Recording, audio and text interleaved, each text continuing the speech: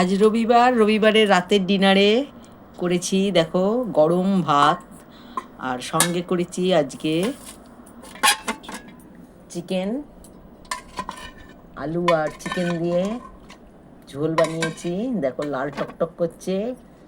এটা কিন্তু পুড়ে যায়নি। অনেক বন্ধু কমেন্ট করে যে সকালের রান্নাতে একটু পুড়ে গেছিলো, তো এটা মাঝে মধ্যে হতেই পারে। নিয়ে নিলাম আলু 2 পিস আর চিকেনের কয়েকটা টুকরো।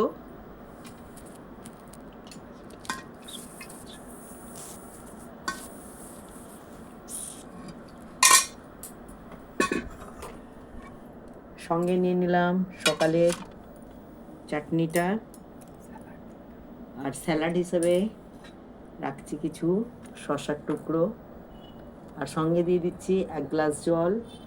এই ছিল আজকের ডিনারের মেনু, রবিবারের ডিনার। দারুণ জমে যাবে। তোমাদের কেমন লাগছে অবশ্যই জানাবে। চলি বন্ধু, শুভরাত্রি সকলকে জানিয়ে।